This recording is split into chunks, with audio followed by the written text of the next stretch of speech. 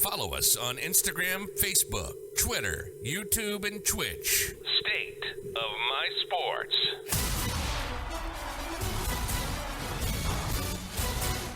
So we are back. Just ready to quick talk about. We watched Hard Knocks together. What'd you think? Episode 2. Episode 2. I missed episode 1, so this was kind of didn't really know what to expect going into this one. I didn't have a little precursor like you did. What'd you think about it though? It's pretty did good. You enjoy it? Yeah. It's kind of cool how they zero in, like you said, on a few different athletes, players, coaches, maybe guys that you wouldn't expect too.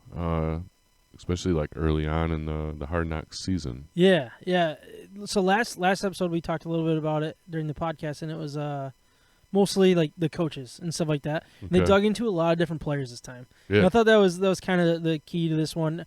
I did want to start out just kind of like the way that the episode went on. The first thing that stood out to me was the 2-minute drill that they did. Obviously we don't get the ins and outs of everything, and this was more in practice before the preseason game, but it was just like it looked so easy for the offense. It looked like Goff was like picking apart this defense, and it's like, oh, it's so great to see the offense do well, but then you're like, or is it just really bad defense? And it's like you kind of fast forward to the game, and it seems like it might be a little more the defensive side is just not great. Yeah, like maybe down the depth chart. Yeah, that's true. I guess. I mean, I don't know.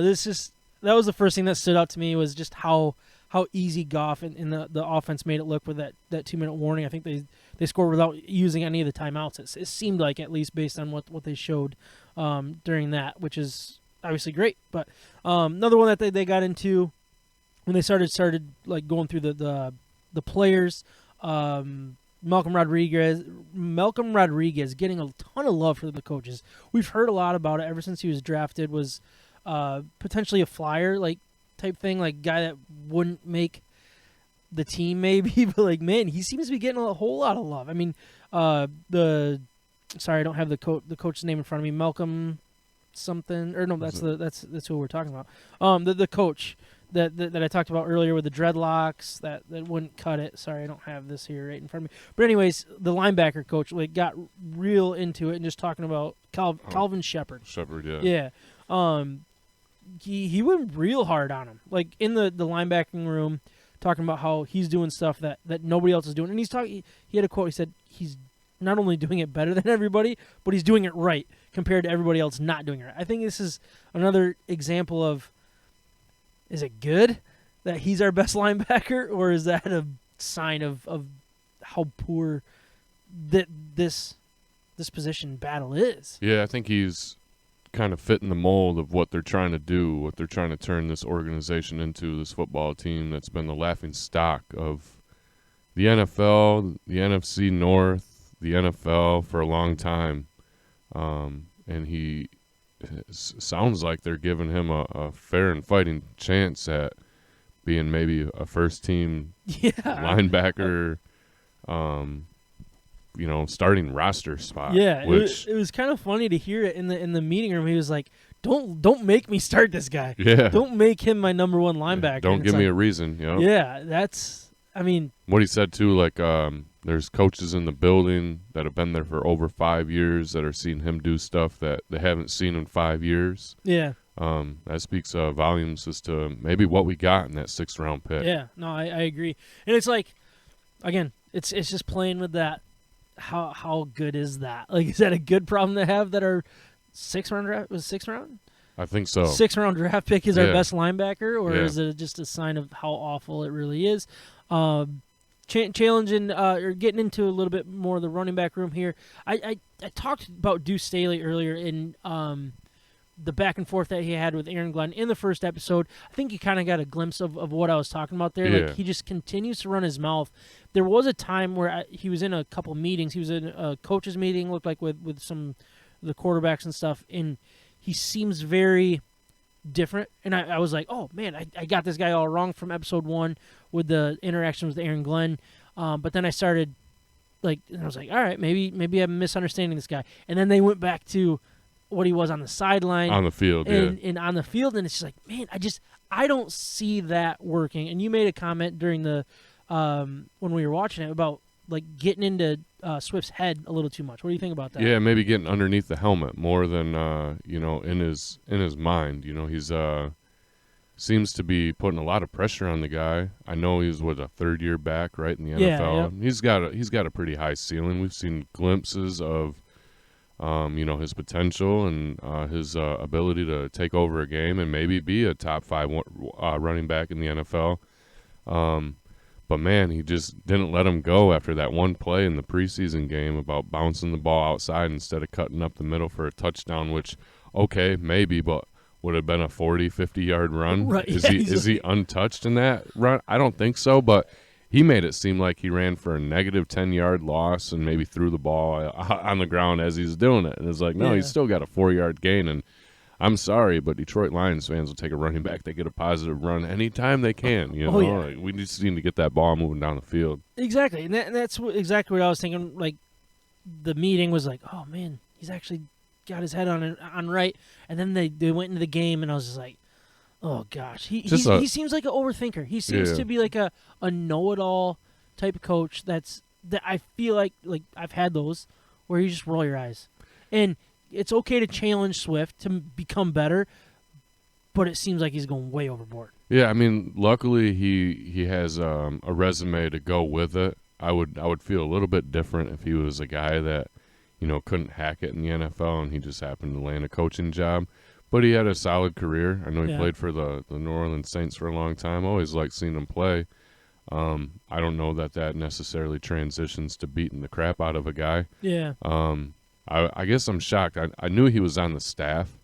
I didn't realize he was an assistant head coach. Yeah, that's an interesting one right there. So I wonder if that kind of comes with the title. Yeah. But I'll tell you right now, I hope that we don't get to hear too much of that during the regular season. Right. And Dan Campbell's the main voice. Again, I hope it's just like a preseason thing. Yeah. And one thing I think we're realizing is Dan Campbell is full of quotes, right?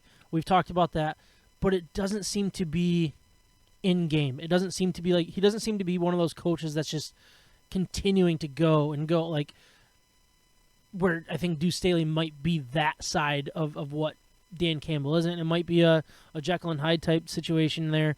But another player that was featured was Amon-Ra St. Brown, naming all the wide receivers that were drafted in front of him. I'm sure all of these guys do this type of thing, but man, it was cool to see just naming them off, where they went to school, and just how slight he feels by it.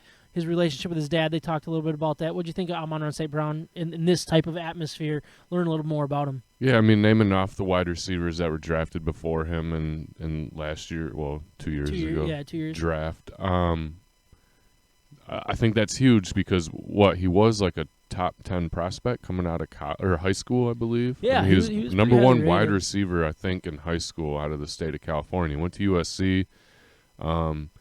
I don't know. I don't think he got a fair fighting chance there either, whether it was quarterback issues or coaching issues. Yeah. Came to Detroit, chip on the shoulder. I will say this, dude's jacked. Oh yeah. Dude's jacked, and he's insane. got some great hands catching the ball. They showed that drill too, the 202 barrel catches that he goes through on a daily routine. His dad, like an ex-bodybuilder, which I think is great because if you look at DeAndre Swift and DeAndre Swift's dad, we got some strong dudes in there on the offensive side of the ball. It's good pedigree to have. I'm excited for year 2. I want to see what he can do this year. Yeah, another one quick thing that I wanted to touch on was David Blau. He was featured pretty heavily in this past episode. Obviously, we all know the backup quarterback position is a battle. Whoever is worse is going to lose that battle is the way I look at it, not whoever's going to win the battle. But obviously watching him and the coaches and some of the players, like watching his wife run in the Olympics was freaking awesome.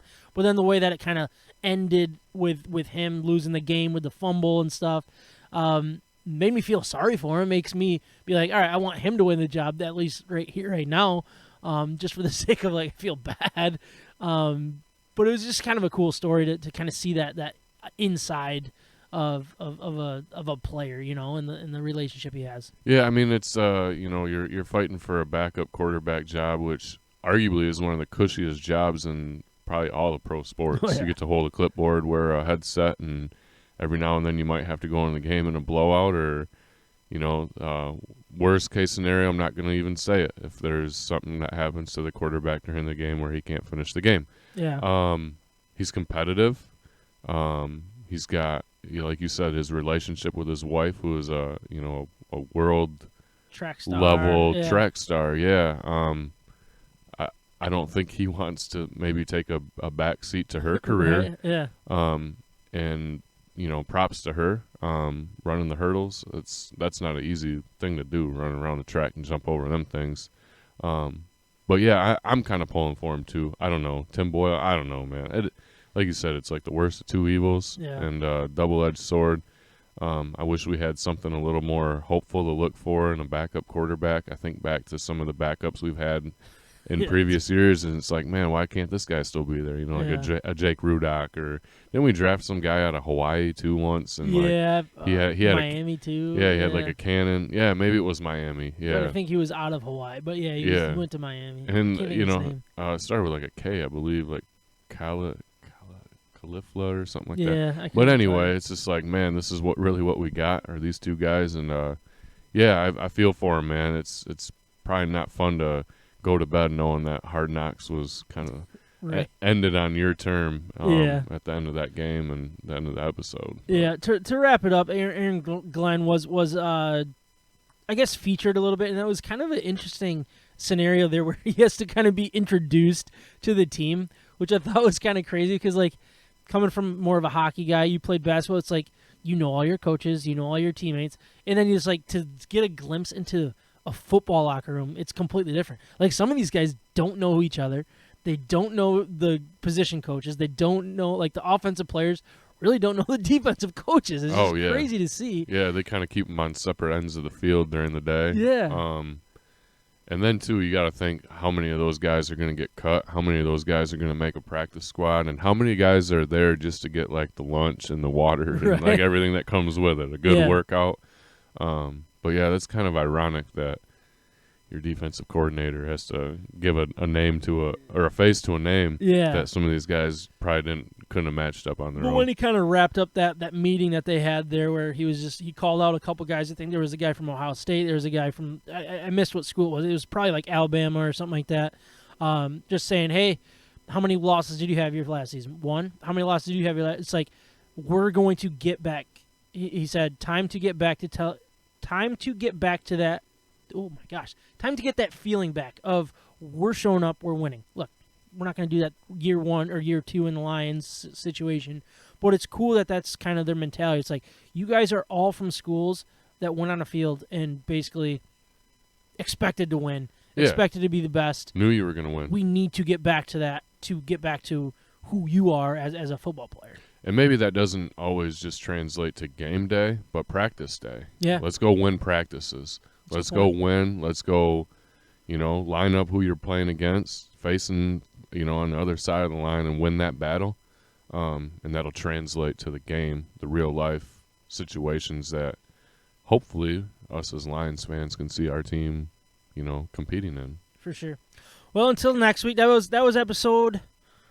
That was the end of episode. What episode are we? 169. 169 feels later than that at this point, but thanks for sticking around watching this. Absolutely. And talking a little bit about it, a little quick recap. Do it again next week. Yeah. Thank you all for listening. Thank you all for watching. We'll talk to you next week. Episode 170, if not sooner. You've been listening to State of My Sports. From the Red Wings to the Lions, to the Tigers, to the Pistons, to Michigan and Michigan State, and everything in between, we're talking about it. And don't forget the beer.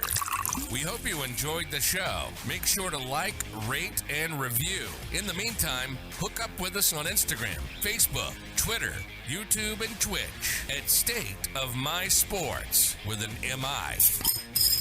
We'll see you next time.